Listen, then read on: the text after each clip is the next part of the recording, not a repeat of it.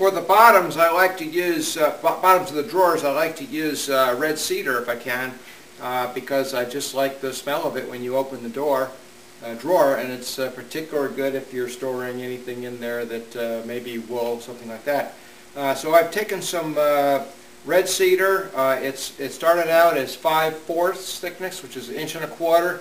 I jointed it and planed it to make it nice and square, and now I'm resawing the plank in half so that I can then book match it, glue together the book matched pieces, and then go ahead and wrap grooves and so forth, rabbets and so forth, to make it the drawer bottom.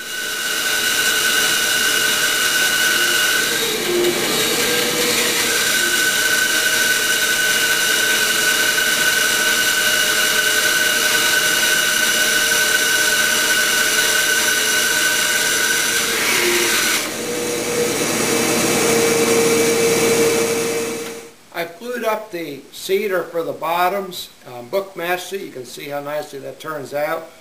And cedar tends to have a lot of knot holes, so I mixed up some epoxy putty and colored it approximately equal to the look of the cedar, fill in the knot holes so we'd have a nice smooth bottom. And now I've squared up the back and the sides to the right thickness so that I can, or the right width, so that I can later then cut a rabbet, which will fit into the slot that I've already cut in the sides of the drawers. Now I'm going to cut the curve on the front so that that also can be rabbeted to fit a slot that we cut into the fronts of the drawers.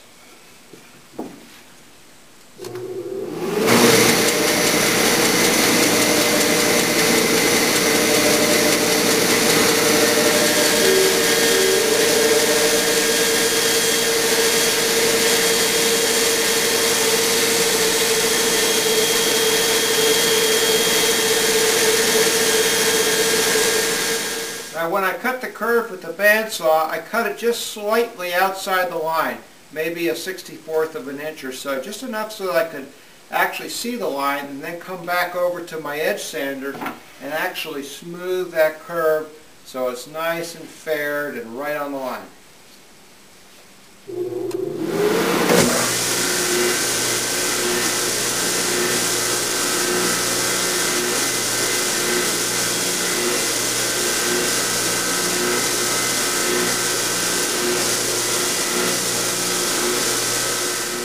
Now I have to cut the rabbet on the underside of the drawer bottom, and it's going to be a 1/4 inch thick rabbet to fit into the 1/4 inch wide slot that we already cut in the drawer sides and the back of the drawer front. So I'll be using the router table with a cutoff bit to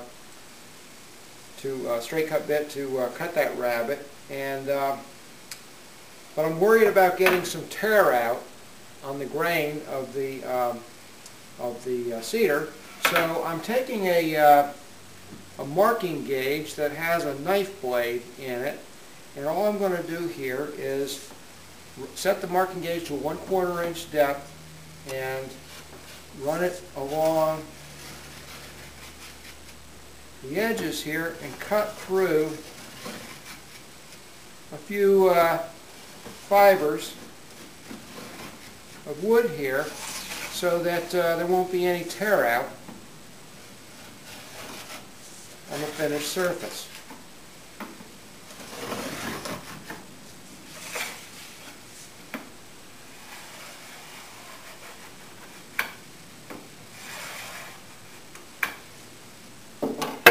I think you might be able to see the impression that already did the front, so that's what that looks like. I'm going to cut the rabbet using a straight cut router bit with a bearing on it. The bearing is set so that the bit will go 1/4 inch into the wood. I've got a fence here not to guide the wood, but just to keep my fingers out of the blade.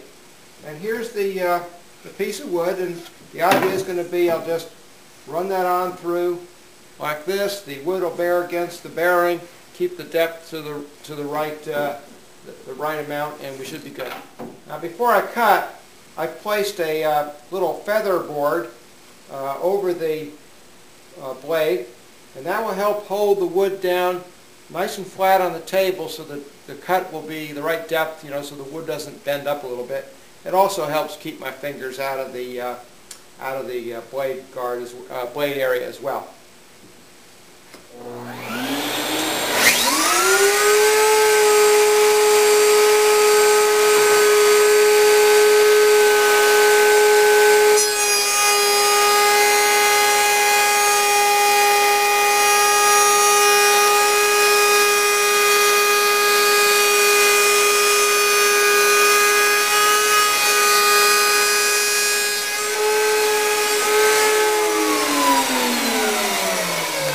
There we go. We have a nice clean rabbet all the way around, and we'll test the fit, make sure she fits right. If it doesn't, we'll just make a slight adjustment and we'll be in business. Okay, now you can see how this is going to work. You're looking at the bottom of the drawer. I'm just going to go ahead and slide the bottom into its groove, and then I'll take the front and line that groove up.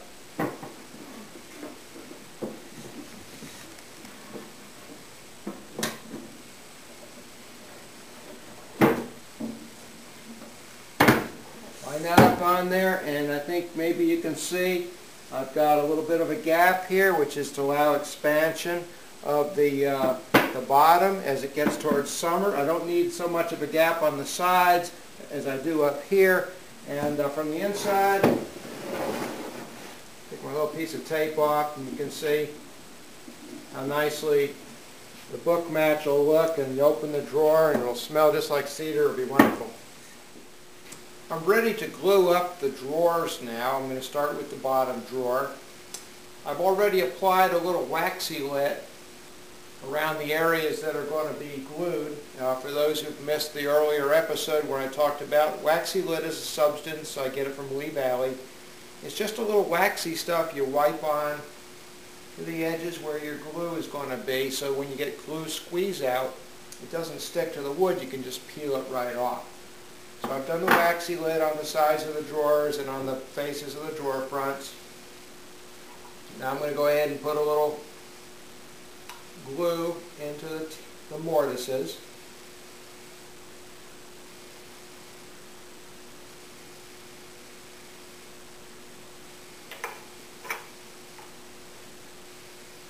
The mortises are all glued up. Now I'm going to go ahead and put some glue on the tenons, and in fact I got two types of tenons. These particular tenons I've actually shaved a little bit off of one edge. They'll go on the ends so that there'll be a little bit of movement as the sides change dimensions seasonally, just so slightly. This glue I'm using, which is Titebond Original, has a little plasticity to it, so it'll move a little bit as long as I make the tenon just slightly loose in width.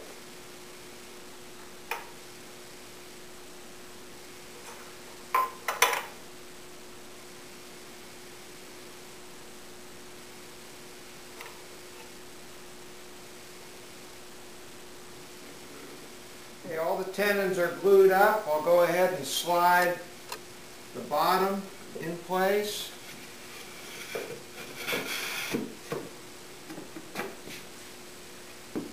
I'll go ahead and assemble the top.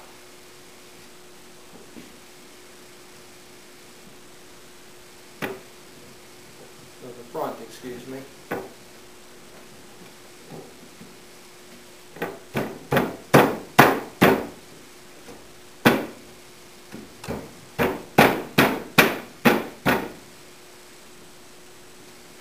And now, I saved some of the cutoffs from when I made the top and bottom of the drawer section, and I'm going to use those as clamping pawls.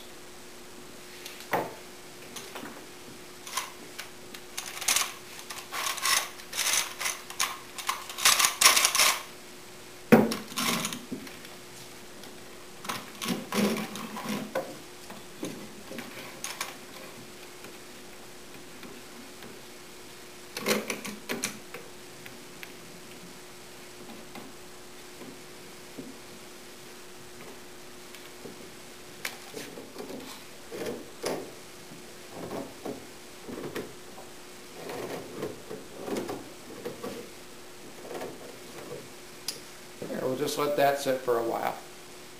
Okay, the drawers are complete, except for the handles, and I always wait till the very end before I decide on what the handle's going to be like. I went ahead and used a little wax on the sides of the drawers and on the insides of the drawer boxes here, just so they would slide nice and easily. They work very well.